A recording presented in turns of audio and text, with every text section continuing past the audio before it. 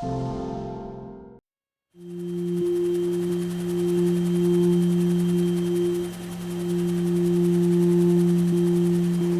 Typhoon Haiyan, a brutal storm bringing ferocious winds and rain to the Philippines. The city of Tacloban appears to have suffered the worst of the Category 5 storm.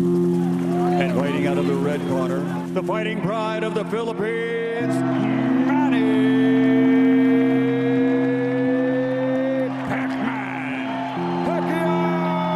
The death toll is expected to rise sharply across the country. At least 100 people have been killed here. 10,000 people have died on this island. Neighbourhoods unrecognisable from what they were before.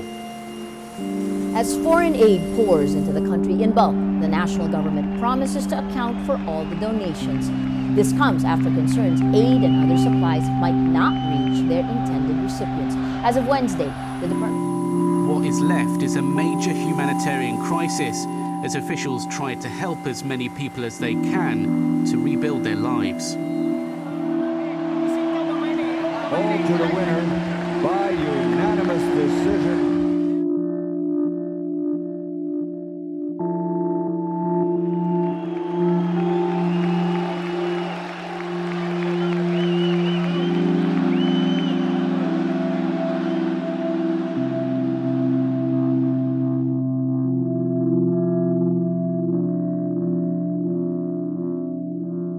Pagbagyo, karoy ko diri na magawas nga ni. Pero tungod akong asawa, pag naluoy ako, may nagsangpit man namon, amo ito nga. Gumawas na lang kami, kaya taga-dina naman ang tubig. Iyan na lang ko, ang ginganto ko dito ng Luyon Barangay Hall. Pag abot namon na ito may Barangay Hall, baga umabot ako nga, may lumupad, ginsiring ko niya yung misis. Ngatun, kilid ang Barangay Hall. Di masumiring ako, umagin ng sim. Pag agin ng sim, amo ito nakaigo ng sim, utod ang tiil. Kuno.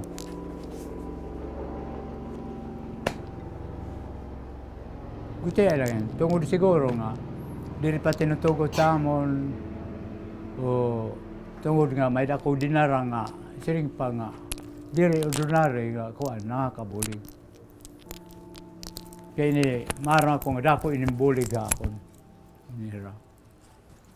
Dako inimbulig ako. Nadlo ko. Natural, nadlo ako. Typhoon Haiyan was the largest and most violent storm in recorded history. It cost the lives of over 6,200 people, and almost 1,800 are still missing. More than 16 million people across the Philippines have been affected.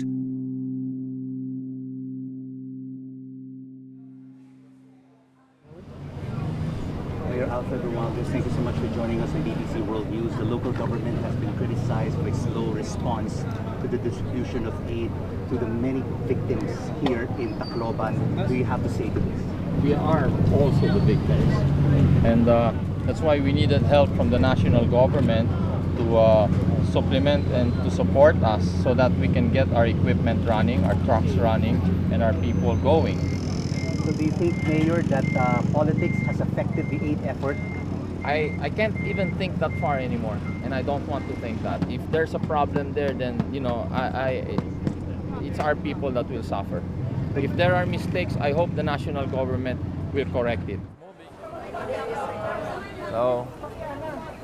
Sir, good morning. Morning. Ano itong pinipilahan nyo? Attendance po. Attendance.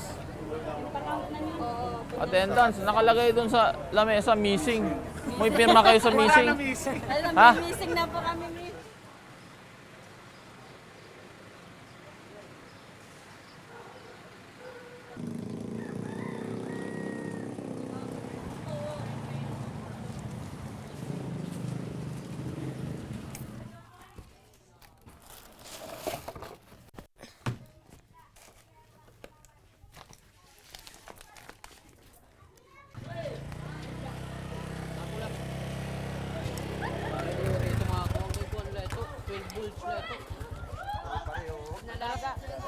Nadara?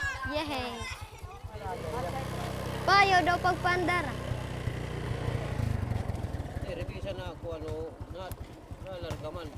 Basta may motor.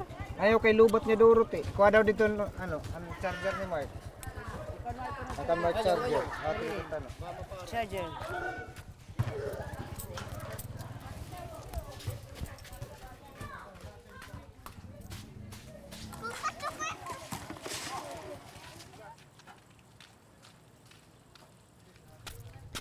This is our house. Almost all destroyed. This is our kitchen and our bathroom is there at the CR. It is and that's our banana. It destroyed too. Almost nothing left. I think February or January, my father will rebuild our house. Mark ay hiton. Ang kanan portahan. Nalaknit.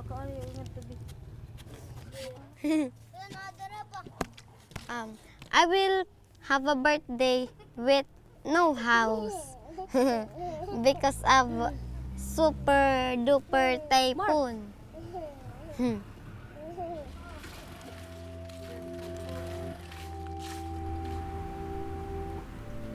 Family rivalries have always shaped the political landscape of the Philippines. The families of Mayor Romualdez and President Aquino have long been locked in a bloody fight for power. Like a Shakespearean tragedy, the rivalry has shaped how the government responded to the disaster. The people were disappointed that help did not come soon enough. Not so much the food, but the presence, the overwhelming presence of the national government was late. You know, unfortunately, that everybody wants to be Superman. So everybody wanted to take the helm and decide what's best for a situation like this, which is very dangerous. We have to leave that to professionals and not politicians.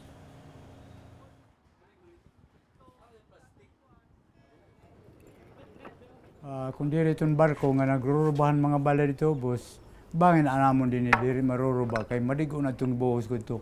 Upat nga buhos ko nga, proteksyon kung in case nga magmamaraot ang panahon. Nga diri kami nakikilala nga damo nga kwarta. Kinala namon nga, igo makakakuan lang, makakaayad lang, amo inip yan. Amo na nga na ito nga baga nakakuan tirok-tirok po tayong kwarta. Amo ito nga kinihimong punan. Tima ito nila. Pag-stop ko na baga nagkukuha na kami pag negosyo. Nagbabaligan isda ako. Kadakila kami magkakilala. Pero gwapo ito. Yak mo kung mayat niya picture. Kung waray mawasawi. O pento. Ang kasal kami at kilala. Itong mga iba nga mga tao, itong mga sibilyan pareho hakon. Wari ko itong gobyerno, itong mga reko, mga lusante, mga Chinese kay may daman nila kwarta, makakayad man nila. Masukadamon, dili kami makakuandayon kay Bahay nakatakihon. Pero nasa ko ginuong, gusto ko may nabernin, ayaw gana. Tagi pag anak kong ginabuhi nga na. Maka-survive tayo nga bagyo, ginuayaw gana. Mga 50 years na kami din. Ano lagay kami? Tubdob nga buhay pa kami.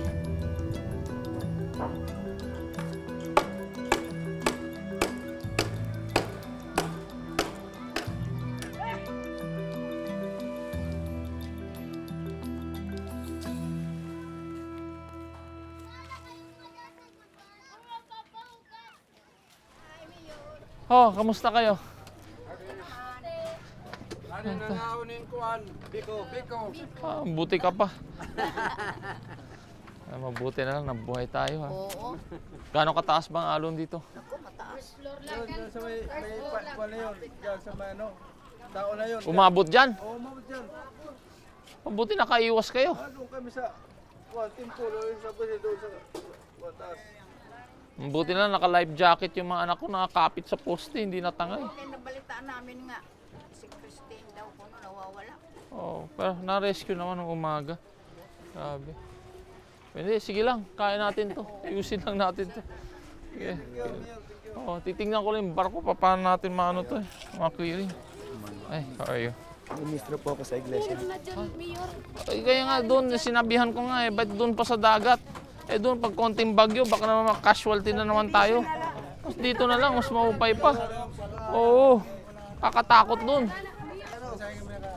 Oh, pero magkakaroon tayo ng ang gobyerno maglalagay ng relocation sa loob ng mga bahay. Pero bandang norte. Pero mga balay na. Tama? Inanuhan na lang nila ng lupa sa kayo, no? Yung may upuan. May patay pa dyan. Madami? Damo pa din eh. Marami pa. Dami kasi namin na wala rito. Call Pastor Eugene, tell him. Anibong. So tell the guys. Wala daw daanan dyan.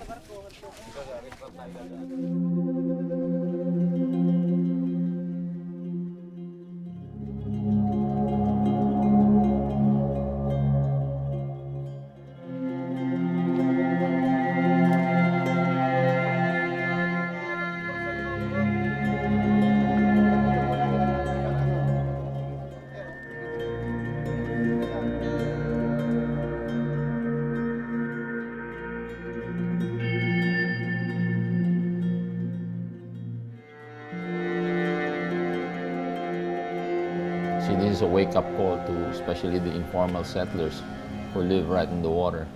And I became mayor 2007, and way before that, when I was congressman in 1998, they were already there. I wasn't born yet, they were already there. I mean, they were living in those areas. So it's about time, we have a law that would ban them from staying, in those storm surge prone areas and relocate them. And the problem here is how relocating them is costly. But now we're talking in the thousands. That's why I'll need the help of the national government or any NGO or international community to help me move and set up a community outside of the city. And this is what I'm looking at now as one of the challenges that I face.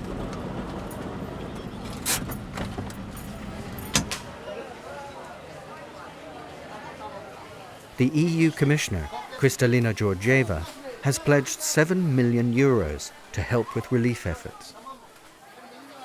What is your opinion?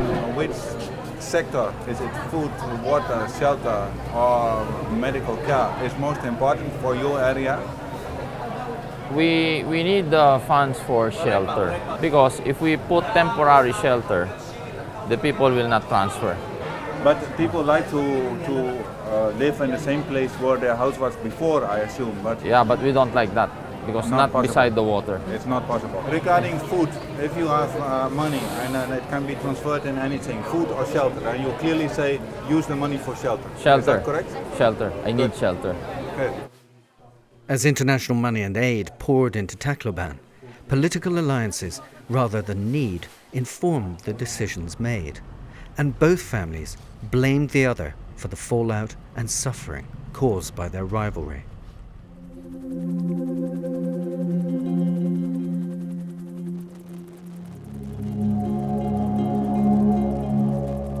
What disappoints me was the resources of the armed forces is readily available and it was not used.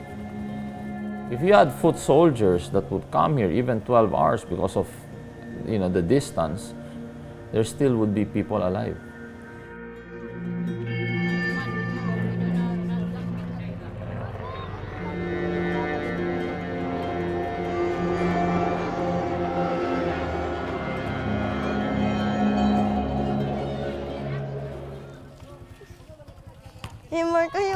Himarket Baguio. Ay, yan yung Baguio. Ay, karay. Mobile. Ba nag-floating. Danay na diri ako karuyag kuliwat nga. Banyan hilakot am dinhi tam lugar. Maghihimo na lay papan ban tent. Pero waray paliwat kwarta amo ngadto na lamas. Nasige ako ngadto. Kung madato bang kanyero na tilarom.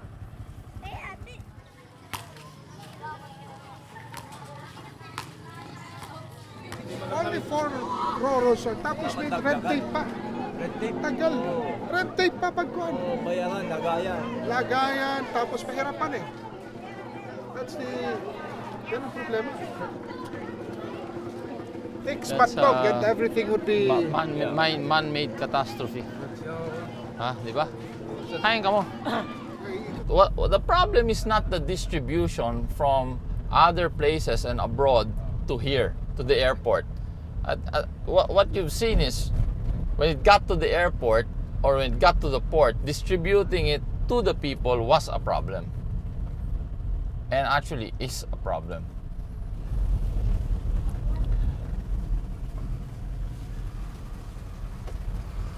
You know, it's a mixed feeling. First of all, that most of the destruction that we just went through are houses that shouldn't be there in the first place. Now, if you talk about destruction like this, I mean the commercial areas and the business, that I really feel bad because it affects everybody.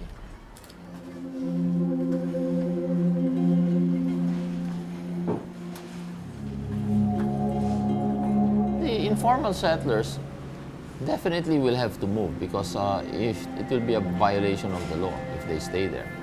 And by force, we will have to enforce the law, you see. But at the same time, also for humanitarian consideration that we're giving them a place to stay.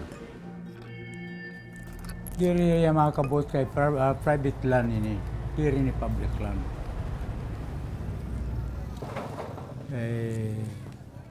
Ang gobyerno, diri ra ada makapipirit kung baga in private land. Baga diri ada kumasugot. Diri ang itong politika. After kuha na, eleksyon, tapos nang tanan.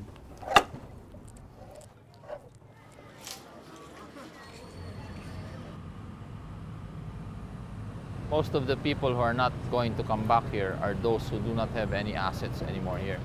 Those who feel that they've lost everything, which is mostly informal settlers. When we do zoning, we will allow commercial establishments like restaurants, but I will definitely not allow dwelling places wherein people will have to spend the night or sleep. It's dangerous. All to the winner by unanimous decision, the fighting pride of the Philippines, Manny. I'd like to thank to all the Filipino people, especially to those people who are affected by typhoon. The fight is for you. The honor is, is for you. Thank you so much to all of you, to all your prayers, and thanks be to God that He gave me this victory and He gave me strength tonight.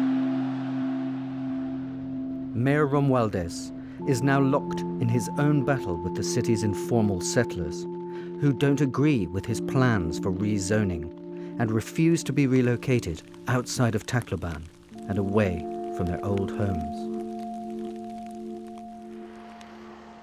I don't like leaving the city like this. It's sad, even, I almost died, my family, I almost died. The houses and all that were all destroyed.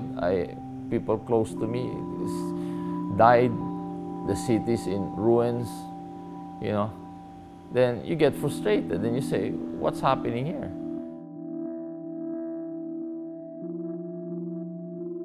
I like to be remembered as a mayor that got hit and stood up and, got going again.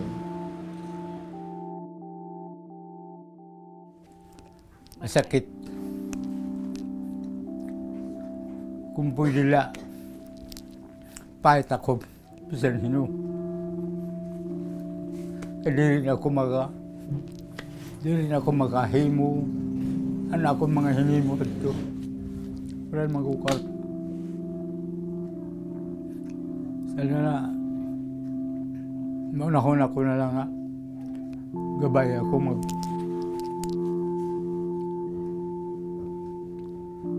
sakit tinduro. Hindi naman ko makakakuan.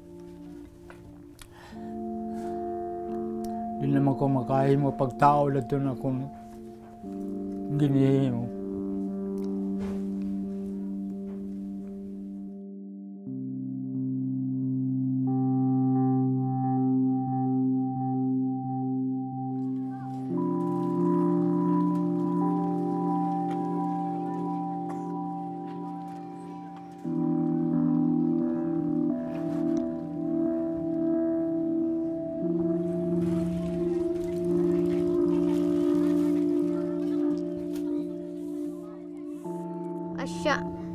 Asya nagkuhan hini nga bagyo para it mga tao magbago nga kuan diri na magbuhatin marao tumuo na haiya. Pero maswerte gihap ako kami na may the second life.